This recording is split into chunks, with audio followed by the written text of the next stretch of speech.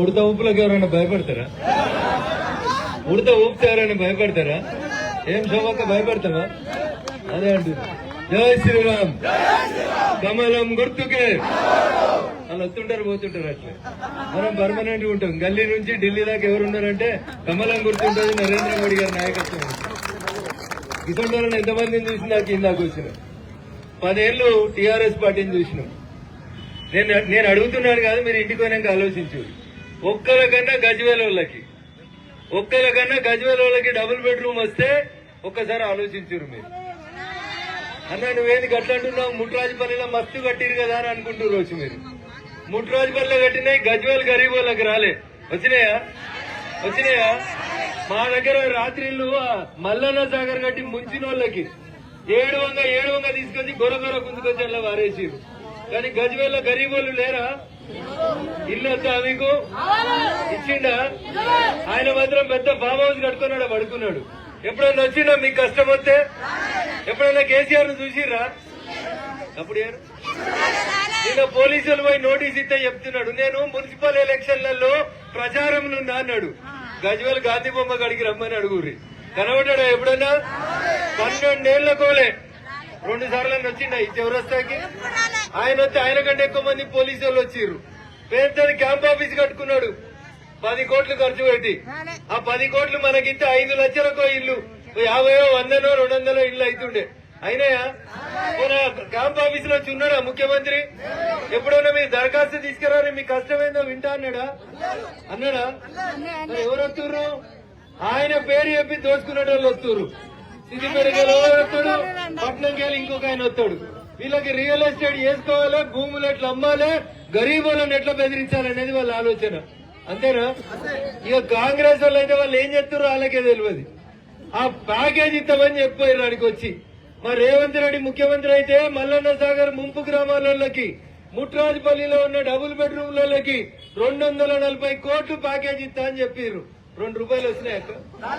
2 రూపాయలు అడుగు. 240 కోట్లు కాదు, 2 రూపాయలు వచ్చినాయా? మరి కిసొంటోళ్ళకి ఓటేద్దామా, పనిచేసేటోళ్ళకి వద్దామా? ఒక్కసారి ఆలోచించురి.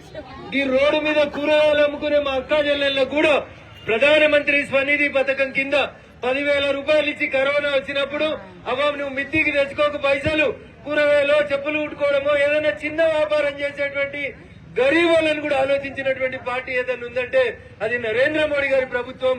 ఓ పేద తల్లి కడుపున పుట్టి ఆ కడుపు కోత, కడుపు కష్టమేందో తెలిసింది కాబట్టి గరీబ్ తల్లిల గురించి ఆలోచించినటువంటి పార్టీ ప్రభుత్వం నరేంద్ర మోడీ గారిది. మేము ఎమ్మెల్యే గెలవకపోవచ్చు, కానీ మా అక్క చెల్లెలందరూ ఆశీస్సులతోటి నేను ఎంపీగా గెలిస్తే దాదాపు నేను గెలిచి ఏడాది 4 నెలలు 6 నెలలు అయితే ఇప్పటికి ఒక 40 సార్లు వచ్చి ఉంటాం ఈ గజ్వేల్కి. ఎన్నిసార్లు వచ్చినా? మరి 13 ఏళ్లకో ఎమ్మెల్యే ఉన్నాడు, 3 సార్లు రాలేదు. నన్ను గెలిపిస్తే నేను దగ్గర 40 సార్లు వచ్చిన. సగం మందిని పేర్లు పెట్టి పిలుస్తా ఇడ. అంటే నేను అన్ని సార్లు మీ దగ్గరకు వస్తా ఉన్నా, మీ కష్టంలో పాలు పంచుకుంటున్నా. అందుకని ఒక్కసారి ఇలా రఘునందన్ పరిస్థితి ఏంటంటే చిన్న కోడూరు కాడికి వెళ్ళి మొదలుకుంటే సదాశివపేట దాకా నేను ఒక్కనే ఊరుకోవాలి. ఎవరికి కష్టం వచ్చినా ఇక్కడ మా కొండపాకం మండల ప్రెసిడెంట్ పట్టుకొని వచ్చి రాత్రిపూట పోలీస్ స్టేషన్ లో పెట్టిర్రు కుక్కునూరుపల్లిలో. అంటే తెల్లారి దాకా కూర్చొని కొట్లాడి కానూను మొత్తం ఏసీపీ సార్కు నేర్పించి ఇడిపించుకొని కార్యకర్తల్ని కాపాడేందుకు రాత్రి తెల్లారుదామున 4 గంటల దాకా కష్టపడ్డా. అందుకని నాకు సర్పంచులు లేరు, వార్డు మెంబర్ లేరు, ఎవరు లేరు. కానీ మొన్న నేను మీ అందరినీ బదిలాడితే 2 ఎమ్మెల్సీని గెలిపించారు. నిన్న ఇలా చాలా మందిని సర్పంచుల్ని గెలిపించారు. నా విజ్ఞప్తి, రేపు ఓటేసేటప్పుడు నోట్లు తీసుకొని బీఆర్ఎస్ వాళ్ళు వస్తారు, అధికారంలో ఉంది కాబట్టి కాంగ్రెస్ వాళ్ళు వస్తారు. ఆ నోట్లన్నీ మనే లెక్క పెట్టి తీసుకోండి. కానీ ఓట్లు వేసేటప్పుడు మాత్రం దయచేసి మమ్మల్ని గుర్తుంచుకొని ఆడబిడ్డలకు అన్నిటికంటే ఎక్కువ ఇష్టమైంది ఏంటంటే ఏంటిది? పువ్వులు. తల నిండా పువ్వులు పెట్టుకొని ఓటేస్తాను పోయేటప్పుడు పోయి పువ్వు గుర్తు ఓటేసి రాండ్రి. వాళ్ళు ఇచ్చిన సొమ్ములు మనే, పైసలు మనే, బీర్లు బిర్యానీలు అన్ని మనే. మనల్ని దోసుకున్న పైసలు తప్ప ఇంకొకటి కాదు. అవ్వ బువ్వ ఉడికిందా లేదంటే 2 మెతుకులు చూస్తుంది. కేసీఆర్ చక్కదనం గురించి 2 ముక్కలు చెప్పి వదిలేస్తా.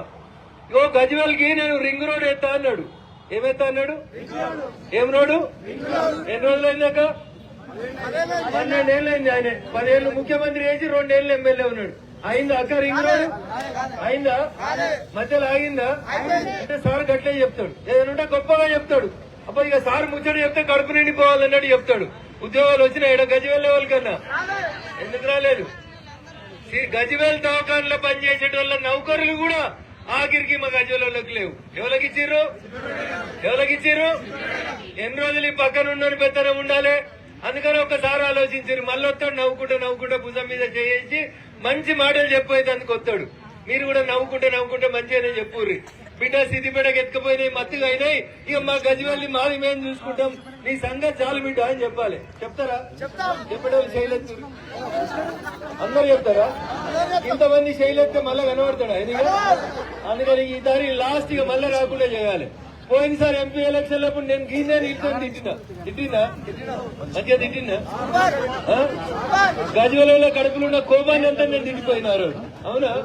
అందుకనే పోయి పోలింగ్ స్టేషన్లకు పోయి గుద్దుతే గజ్వేల్ బీజేపీకి 60,000 ఓట్లు వచ్చినాయి. కేవలం మున్సిపాలిటీ ఎంపీకి వాళ్ళు చెప్తారు అన్న మళ్ళా తిట్టి ఒక్కసారి అని.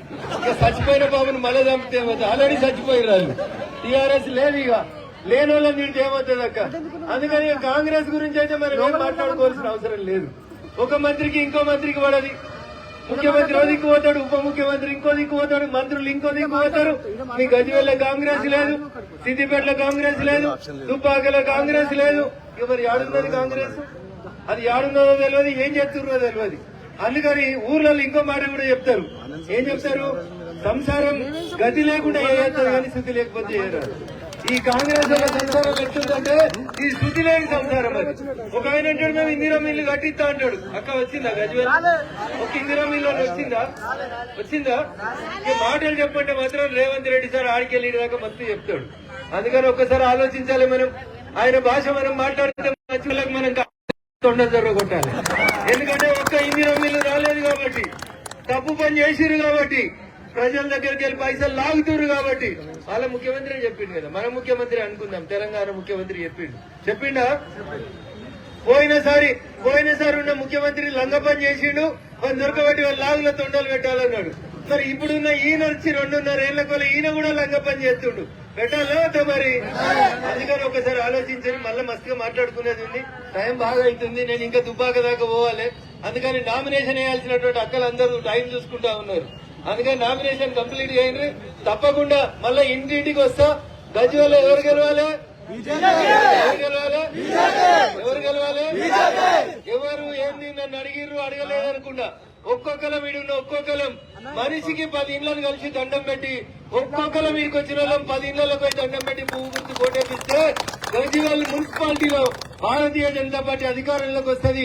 ఇప్పుడు ఎట్లయితే మేము మీ దగ్గరకు వచ్చి మీ కష్ట సుఖాలలో మీ బిడ్డగా నిలబడుతున్నామో, రేపు కూడా ఈ మున్సిపాలిటీ గెలిస్తే నాకు 10 మంది కౌన్సిలర్లు 10 మంది ఇక్కడ ఉండేటువంటి వాళ్ళు గెలిస్తేనో ఖచ్చితంగా మేమంతా కూడా మీ కష్టాలలో ఒకరుగా ఉంటాం. కాబట్టి దయచేసి మమ్మల్ని ఆశీర్వదించమని ఒక్కసారి మీ అందరినీ కూడా సవినయంగా వేడుకుంటూ సెలవు తీసుకుంటా ఉన్నాను. జై హింద్.